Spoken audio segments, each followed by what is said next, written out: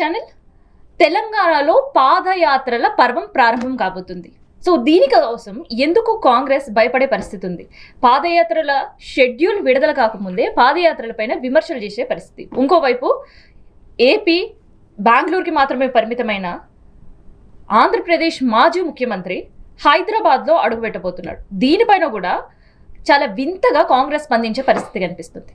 And దాంతోపాటు assembly Lok Sabha సీట్లు పెరగబోతున్నాయి. అది ఏ పార్టీ అకౌంట్లో చేరబోతుంది? సో ఇట్లాంటి విషయాలన్నీ కూడా మాట్లాడదాం. ప్రజెంట్ మనతో కేఎస్ ప్రసాద్ గారు ఉన్నారు. సార్ నమస్తే. నమస్తే అమ్మా. సార్ ఏంటి పాదయాత్ర చేసిన వాళ్ళకి రాజకీయంలో సక్సెస్ అవుతారు అనేది చూస్తూనే ఉన్నాం. ఇంకా పాదయాత్రకు సంబంధించి కేటీఆర్ గారు షెడ్యూలే విడుదల చేయలేదు. అప్పుడే కాంగ్రెస్ స్టార్ట్ చేసేసింది విమర్శల పర్వం. అసలు ఏటీ లేని మేమే పాదయాత్ర చేస్తే గెలిచేసామని ఒక బాధ ఉంటుంది. దీంతో బండి సంజయ్ నేనే నడిచేస్తే 8 సీట్లు వచ్చాయని ఆయనకి ఒక ఇది ఉంటుంది. అలాంటి వాళ్ళు మరి భుజాలు తొడుక్కోకుండా ఎలా ఉంటారు? పైపచిల్లు ఒకసారి ఓడిపోగానే స్ట్రాంగెస్ట్ అపోజిషన్ ఇక్కడ ఉన్నా సరే ఒక హ్యూమిలియేషన్కి అలవాటు పడ్డారు.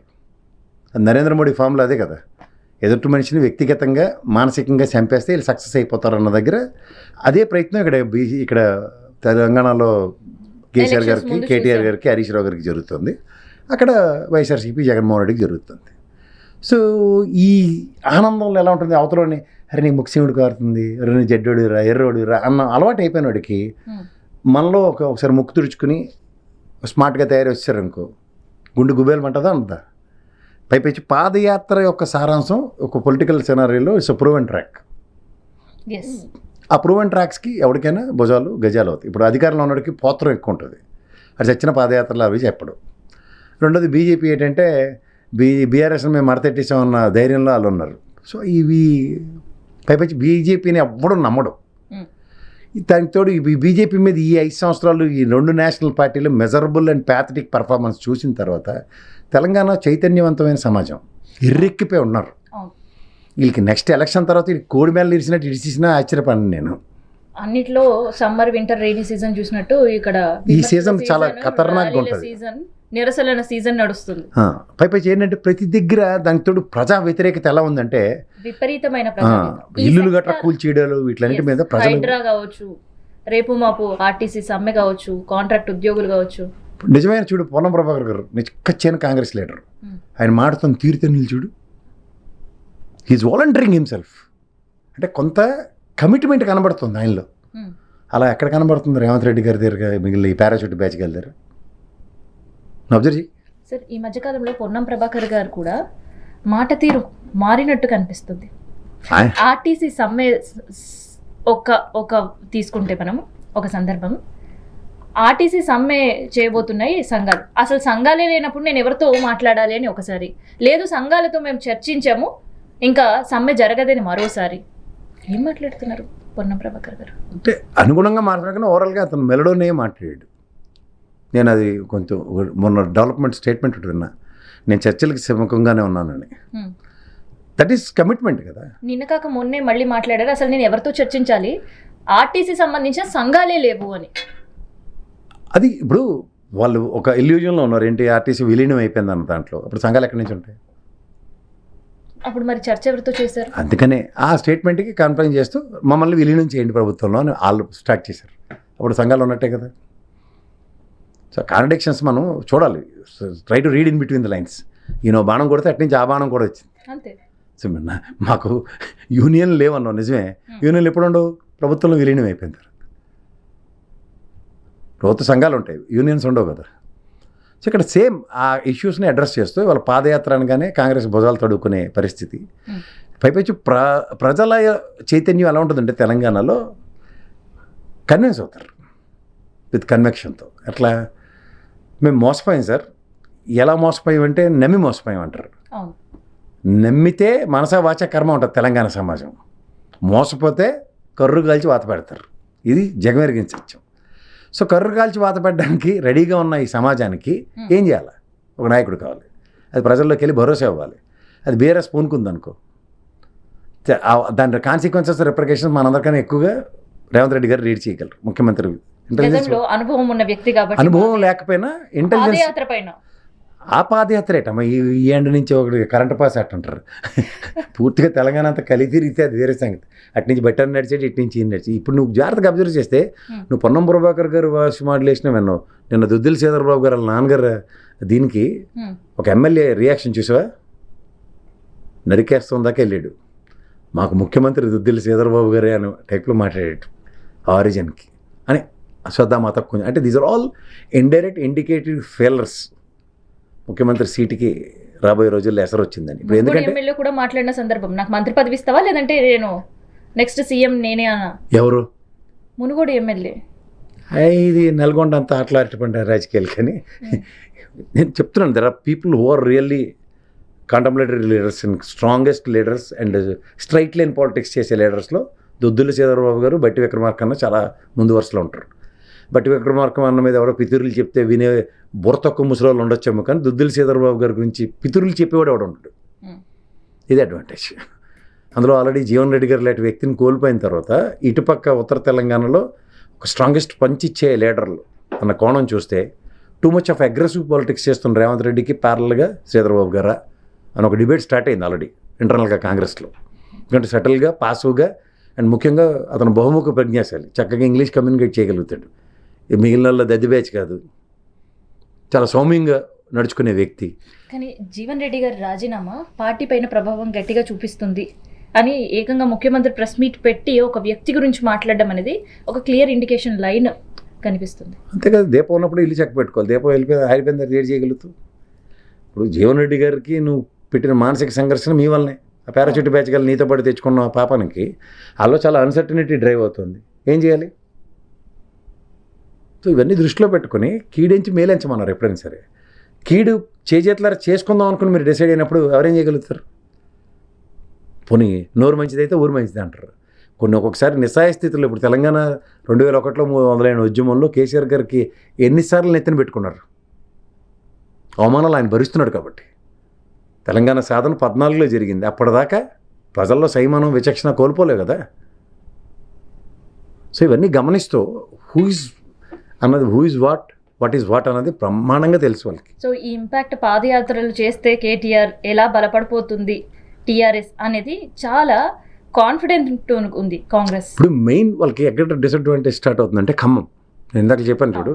సో ఈ ఖమ్మం పైన ఎలాగా వైసీపీ ఇంపాక్ట్ పడబోతుంది? ఎందుకంటే ఏపీకి మాత్రమే పరిమితమైన వైసీపీ మాజీ ముఖ్యమంత్రి జగన్ గారు హైదరాబాద్లో అడుగు పెట్టబోతున్నారు. అదే చెప్తున్నాను. ఇప్పుడు హైదరాబాద్ వైబ్రేషన్స్ జగన్మోహన్ రెడ్డి గారి త్రూగా ఖమ్మం, నల్గొండ రెండు మ్యాసివ్ ఇంపాక్ట్. ఎందుకంటే వాళ్ళు స్ట్రాంచ్ లీడర్స్ ఫర్ రాజశేఖర రెడ్డి గారు. వాళ్ళ రాజకీయ అరంగేట్రాలు కూడా రాజశేఖర రెడ్డి గారి త్రూగానే జరిగాయి. మొన్నటిదాకైతే పొంగులేటి గారు అరంగేట్రం కూడా జగన్మోహన్ రెడ్డి గారి త్రూగానే జరిగాయి. ఇవాళ ఆయన బీఆర్ఎస్, వాళ్ళ కాంగ్రెస్ అనుకుంటే అది వేరే సంగతి. But end of the day the original leader for their respective this thing is obviously YS, that brand. So ఆ బ్రాండ్ ఇంపాక్ట్ 2 డిస్ట్రిక్ట్లు అవుట్ ఆఫ్ ఇక్కడ మనం ఎప్పుడు మాడుకునే దక్షిణ తెలంగాణలో మహబూబ్ నగర్, వరంగల్, ఖమ్మం, నల్గొండ ఇట్లలో ఈ రెండింటి మీద ప్రాబ్లం బీఆర్ఎస్ పెరగడానికి వైబిలిటీస్ ఎక్కువ ఉన్నాయనుకో, కాంగ్రెస్కి డిసడ్వాంటేజ్ కదా. 2 ఇప్పుడు 4 ఈ కంచుకోట్ల కింద ఉన్నాయి వాళ్ళకి. ఆల్మోస్ట్ వైపౌట్ అయింది బీఆర్ఎస్ పార్టీ. సో ఈ తరుణంలో అది ఎట్లా అడ్వాంటేజ్ క్రియేట్ చేసుకుంటుంది అన్న దగ్గర ఒక 4 దగ్గర ఒక సోదరభావంతోనో లేకపోతే ఒక ఫ్రెండ్షిప్ దీంట్లోనూ ఒక ఆపన్నహస్తం అందింది అనుకో, పుంజుకోవడానికి చాలా ఇది ఉంటుంది కదా. This what the regional parties reunion అయితే కొంచెం డేంజర్ అట్లాగే ఉంటుంది. సో దీని ఎఫెక్ట్ ఆల్రెడీ కాంగ్రెస్ ఇప్పుడు అధికారంలో ఉంది కాబట్టి తాతాలాడిపోతే ఏటి చేత కాకపోయినా సరే అన్నీ మాకే కావాలనుకుని బాధపడిపోయి బీజేపీ వాళ్ళకి ఎక్కువగా ఉంటుంది. సో ఏపీతో పాటు తెలంగాణలో కూడా అసెంబ్లీ పార్లమెంట్లో సీట్లు పెరగబోతున్నాయి. సో ఈ పెరిగే సీట్లు ఏ పార్టీ అకౌంట్లో పడబోతాయి? ఇక్కడ ఒకటమ్మా, ఇక్కడ ఆంధ్రతో ఇది విభిన్నంగా ఉంటుంది. ఇక్కడ మార్పు తథ్యం అనుకుని డిసైడ్ అయిపోతే ప్రజలు ఇప్పుడు 2 ఏళ్ళు దగ్గర 3 ఏళ్ళు వీళ్ళ ప్రస్థానం ఏమి కనబట్టలేదు. So this impact definitely accumulated nonsense ఇంకెక్కువ ఉంటుంది. వాళ్ళ చేతిలో ఏదో తాయిలాలు పెడదాం అన్నా సరే కన్సిడరేషన్స్ ఉండవు. తెలంగాణ దగ్గర ఏంటంటే చైతన్యవంతం చాలా ఎక్కువ. సో అంచేత ఈ ఏ నిర్ణయం తీసుకున్నా ప్రజలు స్పందించిన తర్వాత ప్రతిపక్షాలు అక్కడికి వెళ్ళిన సందర్భాలు కూడా మనం చూస్తున్నాం. That's what I'm saying. ఇవాళ మీకు ప్రజల ఏపీలో చూస్తే ప్రతిపక్షాలు దాన్ని ఓన్ చేసుకున్నా ప్రజలు కలిసి రాని సిచ్యువేషన్ చూసాము. కానీ దానికి భిన్నమైన పరిస్థితి తెలంగాణలో చూస్తాం. ఇక్కడ ప్రజలు పెట్టే ప్రెజర్కి అపోజిషన్ చచ్చినట్టు పరిగెట్టే పరిస్థితి కనబడుతుంది. Except BJP. అది పడుకున్న పార్టీ, దాని గురించి మనం మాట్లాడుకోలేము. మనం ఉద్ధరించడానికి మనకు గుదిబండలో ఏర్పడిన పార్టీ అది. సో ఇక్కడ మీకు అంటుంది ఏంటంటే సాధారణంగా విన్ విన్ సిచ్యువేషన్స్ ఎప్పుడైతే అట్రిబ్యూట్ అవుతాయో అది ఎప్పుడైనా ఎగ్జిస్టింగ్ గవర్నమెంట్కి చాలా డిసడ్వాంటేజ్. దానితో ఈ పునర్వ్యవస్థీకరణలో డీలిమిటేషన్లో పెరిగే నియోజకవర్గాల ఎఫెక్ట్ ఖచ్చితంగా రూలింగ్ గవర్నమెంట్కి ఉంటుంది. ఎందుకంటే వీళ్ళ దగ్గర క్యాండిడేచర్స్ చాలా ఇంపార్టెంట్. ఇప్పుడు ఎంతసేపు వేరే పార్టీల నుంచి తెచ్చుకుందాం అన్న దగ్గర ఒరిజినల్ కాంగ్రెస్ లీడర్స్ని ఎక్కడ పునర్వైభవం సంతరించుకుంటున్నారు? ఇప్పుడు ఏమైనా నాయకత్వ మార్పు, రేవంత్ రెడ్డి గారు ఏమైనా మారారనుకో, ఈ శ్రీధర్బాబు గారు లేకపోతే బట్టి విక్రమార్కన్న ఇలాంటి వాళ్ళతో, లేకపోతే ఉత్తమ్ కుమార్ రెడ్డి గారు ఇలాంటి చైతన్యం తెప్పించే కార్యక్రమం ఏమో అది డౌన్ ద లైన్. ప్రజెంట్ అయితే మాత్రం ఈయంతో ఈ అగ్రెసివ్ పాలిటిక్స్లో పునర్వ్యవస్థీకరణ, ఎగ్జిస్టింగ్ లీడర్స్కి ఉన్న డ్యామేజ్కి ఈ రోజుకి కూడా సొల్యూషన్ ప్రాస్పెక్ట్ లేకపోవడం, తర్వాత దగ్గర 3 సంవత్సరాలు అవుతున్న క్యాబినెట్ విస్తరణ జరగకపోవడం, ఇవన్నీ నెగిటివిటీస్. ఎవరికి? పాటు ప్రజల్లో కాదు, వాళ్ళకి ఓన్ పార్టీలో ప్రజలు ఆల్రెడీ దే ఆర్ డిసైడెడ్. ఓ రెండు ఫ్రాక్షన్స్ని ఒక ముఖ్యమంత్రి ఒకేసారి ఎదుర్కోవడం అంత ఈజీయా? సార్, కులాలకు సంబంధించిన ఇంపాక్ట్ కూడా కాంగ్రెస్ ఫేస్ చేసే పరిస్థితి ఉందా?